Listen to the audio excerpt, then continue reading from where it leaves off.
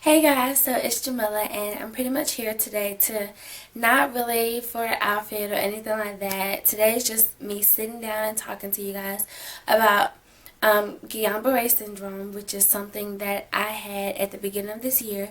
Around sometime in February is when I got it. And I pretty much just wanted to discuss my experience and to inform people on what it is, what it's about, how it affected me. And okay, so let's just go ahead and get started.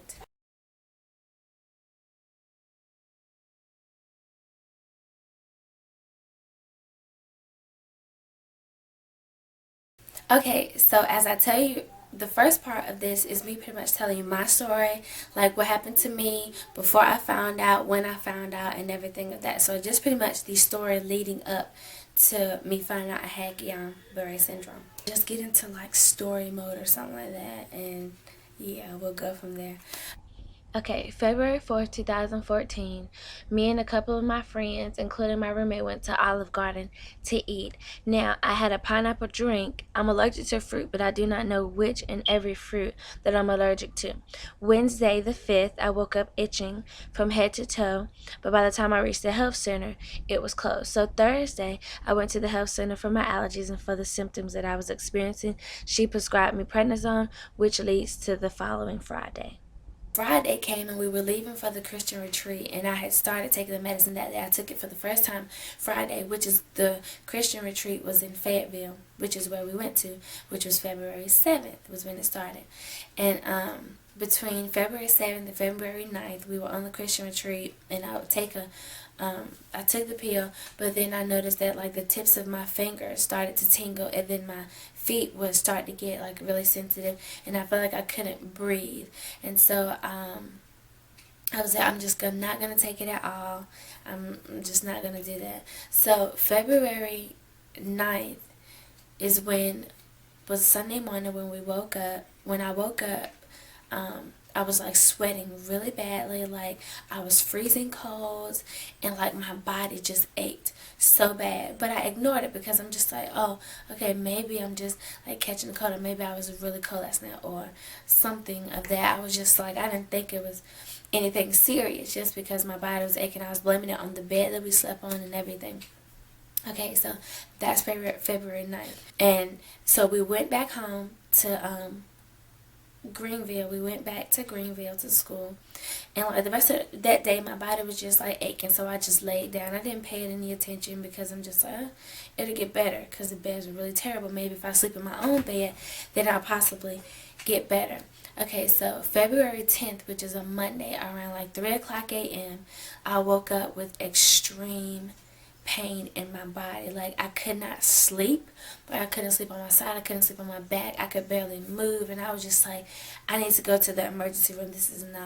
It's not right. So around 3 something, 4 o'clock in the morning, me and my roommate, we drove to the hospital in Greenville, and I told them what was going on and everything. It was hard for me to walk. Like, everything was just in pain. And what they pretty much told me was that I had the flu. They didn't really test me for anything. They just said, oh, it's flu season. You could possibly have the flu. So they just gave me a pain pill. And then they gave me water to take the pain pill with. And they checked my blood pressure and all that stuff like that. And they were just like, oh, it's just the flu. Take a few days out of class and you'll be better. Okay, so I went that Monday, I went Tuesday, and I went Wednesday. All of those days, I just laid around. Like, I laid in bed. I was so weak. I couldn't really walk. I couldn't move. I could barely eat. Like, everything was hurting pretty much. And I was just like, okay, this is not right. Like, even when I would walk on my feet, like, my feet and my hands felt like there were pins and needles being stuck into my hands and my feet, on top of like them being really sensitive. Anything hot was too hot, anything cold was too cold. The floor was just terrible. Like, everything was bothersome. So that Thursday of that week, I went back to the hospital, and yeah, that Thursday I went back to the hospital. I believe it was the 13th, and I had let them know what was going on with my hands and my feet. They were overly sensitive. They just felt like something was constantly stinging me and poking me with needles. And they were just like, okay, it's paresthesia. Like, they checked my balance, and my balance was a bit off. Like headaches and stuff like that. Like, it was, but they were like, oh, you're doing fine. Like, I couldn't walk a straight line, and like standing up, like with your eyes closed, like I would just like, fall over a little bit, so they would have to catch me and stuff like that. And it was just like, even when we left the hospital that day, like my cousin had to put my shoes on. She helped me put my coat on. It's like, and somebody actually had to drop me off at the hospital this time because I couldn't drive myself because I was really weak. And like during this time, like trying to go and eat with my friends, like going down the steps, like I went down the steps and like my legs just like collapsed. So it's like I pretty much fell. And then my friend Alicia, she caught me. And like I slipped on the ice and everything because it was like snowing and stuff like that. It was like ice and snow everywhere. So okay, that Thursday I left the hospital, and then I was just like, okay, I just got the flu, it'll be fine, I'll just go home and my grandmother will take care of me. So that Friday, which was Valentine's Day, I went home. And by this time, like, I had to drive home. So it was like my cousin had to help me get in the car. And I literally prayed so hard before I left the school because of how weak I was. It was like I was sitting back, and it was just like I wasn't sitting up, like, to hold my neck up. It hurt. And then at this point in time, my vision was being affected. Like, my vision was, like, a little shaky, like that. It wasn't, like, clear, straight vision. And and then to get home is like 2 hours and 30 minutes to get to where I was going to. So I drove, and I asked the Lord to help me get there. I got there, but I was really weak when I did get there. Like, once I got to my grandmother's house, I didn't even go to my house. I was just like, bump home. I'm going straight to my grandma. So I went to my grandma's house, and I sat there for a while, and I just pretty much was just like, Grandma, my muscles are hurting, my body is aching. And she rubbed me down, thinking, okay, you just got the flu, your body will ache sometimes. So, like, she rubbed me down and stuff like that. And I spent the night with her that night. And then Saturday, when I got up, I was just like, Grandma, can I take a bath in the tub to kind of, like, relax my muscles if they're really tense and stuff like that. So when I went to get in the tub, like, I started sweating a lot. Like, I thought I was just, I'm just relaxing. So I started to feel like weak in the tub, and I started to like sweat and stuff like that. And my mom and my sister had came to visit, and they were just like, you don't look too good. I'm just like, no, I'm fine. Yeah, I'm fine. And sorry, I'm gonna do a lot of demonstrating probably, but I was just like, no, I'm fine, I'm fine. And they had left the bathroom, and I was just like, I'm about to get out. And so when I got out, I realized that my body was hard to get out of the tub. So I sat on the edge of the tub, like I got one leg over, like boom, got the other leg over. And then I just yelled my sister's name. And I was like, I told her to come here. And she like picked me up, and she like carried me. I said, take me in there, I can't breathe. So she walked me into my grandmother's room, and I just told her, just said, call my mama. And I just heard her yell my mom's name, and then there was like, I guess I was out after that because I don't remember any of that other stuff. Quick side note, having GBS, your nervous system is always working its hardest against your immune system to build itself back up. Being in hot, warm water causes it to overwork itself, which could cause all the progress to reverse, resulting in worse conditions. And when I blacked out, but when I woke up, my grandmother was like pouring water on me, and my sister told me like she was slapping my face and everything, and the paramedics were there at this time, and all I had was like I was wrapped in just a towel, and that was it. So they checked my blood, they checked to see if it was like my blood sugar, they checked like my blood pressure and everything like that. And all I know is when I woke up, I was counting. I was like, okay, 1 + 1 is 2, and then 2 + 2 is 4. And my sister was like, why are you counting? And I'm just like, I want to make sure I'm still smart. Like, it was, at the time, it was just like, it made sense to me because I'm like, I don't know what just happened to me. Like, I want to make sure I still have my common sense and everything. So they pretty much dressed me after all this. Like, the paramedics were there. They dressed me. They put my clothes on for me because I didn't have the strength to do it. So they took me to the hospital. The paramedics had to carry me because I couldn't walk or anything. So they pretty much carried me they took me to the hospital in my hometown. And they actually they tested me for the flu, which the results came back negative, which let me know that I did not have the flu. So I'm like, okay, if I don't have the flu, what is going on? And he was just like, oh, you could possibly just have a cold or something like that. And I was just, a cold? Like, I know what a cold is like. I know what it's like to have a cold. So I was just like, okay. And then they just gave me papers. And I left. I went back to my grandmother's house, and they all, like, took care of me for that day. And then I woke up Sunday, and I just was like, I couldn't, it was weird because a cold has never made me not be able to walk or, put my shoes on or, like, put my own clothes on or, like, brush my teeth and wash my face and stuff like that. So I was just like, Grandma, we need to go back to the hospital because I need to figure out what is wrong with me. And she carried me by my arm. And because I was so limp, like, I could not do anything. So I was like this, and, like, she would carry me under, like, by her arm like this. And, like, I was, like, falling, and she would literally picked up all of my weight because it was dead weight to me as well as her.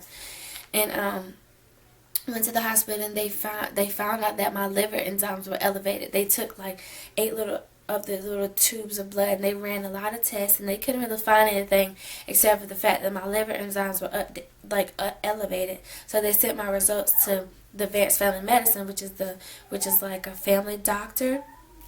And they said my results would be ready in like 2 days. So I went home, and at this point in time, I was just aggravated because I'm tired. Like, I've been to all these places, and nobody's telling me what's wrong, and it's something wrong with me. And I'm not going to wait for those results because I feel like that is ridiculous. So my grandma, she got a little antsy with me. She was a little upset because me, I know something's wrong, but her, she's just like, Jahmila, you're fine. You just had the flu. You just had this. And I'm just like, no, I don't. Something's wrong. So it's just like, I'm upset because nobody's understanding that I know something is wrong with me. Like, so I bugged her about it, and she ended up taking me to the hospital Tuesday the 18th. She took me, not to the hospital, she took me Tuesday the 18th to that Advanced Family Medicine where the doctor was supposed to have my results. So I went there, and he tested, like, my reflexes. He tested, like, my resistance, like, pulling here, pulling my leg and all that stuff like that. And my arm would go straight out. My leg, I couldn't wiggle my toes, like, and my reflexes, I had none. So he was like, okay, you have what we would call, he said Guillain-Barré syndrome. He said you have what we would call GBS. So, and that's pretty, dangerous, and it's not something that's safe. So what we're going to do is we're going to send you to a bigger and better hospital. We're going to send you to Duke Hospital. And I was just like, okay, send me there. We'll go there right now. He was like, go there right now. We're going to sign you into the neurologist unit, and then we're going to get you set up from there, and they're going to help you. And so, like, that day, the 18th, I went to Duke Hospital, and they ran all their tests on me. Like, they did the resistance test, they did the eyes, like, they made me smile. They was like, okay, smile as hard as you can, and my mouth would, like, stuck like this. It wouldn't move or anything. They would, like, wrinkle your forehead. I couldn't do that. Like, all these things tested they were giving me, it's like my body was pretty much paralyzed. I couldn't do it. So they gave me a spinal tap to take spinal fluid to test it. They gave me like a nerve shock where they put electricity to my nerves to see how my body would jump and react to it. They gave me muscle needles in my muscles where they have microphones on the end, so they stick it into your muscles and listen to your muscles to see how those are going. Excuse me, that was disgusting. Okay, so once they did all the tests, they finally admitted me into the hospital, and they did tell me that I did have Guillain-Barré syndrome. So I stayed in the hospital for like a week, and during this time I received the treatment called IVIG. I had 2 choices: have a pheresis where they put it in your, like a catheter in your shoulder, and they take the blood out, like clean it, and then put it back in, or they was like, you can get IVIG, which is a treatment through IV that goes into your bloodstream and fights off whatever is in your blood that's negative. So I chose the IVIG, of course, because I was like, we're just going to do that. It's simple and easy. And I had the treatment into my arm for like 4 days, and during this time, like every day they would come and take blood. Every day they would give me blood thinners in my stomach because I wasn't moving. They would give like test my physical abilities every day. I had a physical therapist to come and teach me again how to brush my teeth, how to like take baths and stuff like that, and just to reteach you how to do everything. Like they would come and try to make me walk, and well, the walking wasn't too successful. Like all that stuff, it took a process to build it back up. They were just trying to teach me how to do it and see my physical withstanding. But the great thing about it is they said that they had caught it just in time before it got to a chronic case, and I thank God for that. So they found out that it wasn't as severe as it would have been if I would have waited any longer. Okay, so after all this time, like the 23rd of February is when they released me. They gave me a walker. They asked me did I want a wheelchair, and I'm like, no, I don't want a wheelchair because I think I don't want to be too, dependent upon it. I want to, get this process going. And he was just like, it's not going to be a fast process. It's going to be a slow process because it's like your body is starting over again. You're having to learn everything all over again. And, it's dealing with from the inside out. So that day I went, once I left the hospital, oh man, being in the hospital for like a week, like when I left, it's like the sky was brighter, like everything was so much brighter. I felt like I couldn't breathe because I was breathing this one type of air. So it's like when I was going home, I felt so much anxiety. I was afraid because I didn't know what was going to happen to me. I couldn't breathe. All this stuff was just going on. And during this whole process, I lost like 20 pounds because I wasn't really able to eat because the chewing process was hard. Like moving my face was really hard. So everything was bigger on me then because like I was so much smaller. And once I got out of the hospital, I started my physical therapy, and he came a few times. But then I had exhausted all of my physical therapy meetings. So pretty much anything that I had to do, I had to learn it on my own. Like, and I had to, exercise myself. I had to get up and walk myself. And my grandma then would do it for me. And if I couldn't get up the stairs, I would have somebody to carry me. So I had physical therapy, and of course I would have my appointments where I would go back and see Dr. Skin, who was my neurologist. He's great, by the way. I would go back and see him and have my appointments and stuff like that. And he would test me out, and like the last one that I had was about like 3 weeks ago. No, not 3 weeks ago. 3 months ago. The last time that he saw me, and I had actually gotten better, but then my progress started to get worse.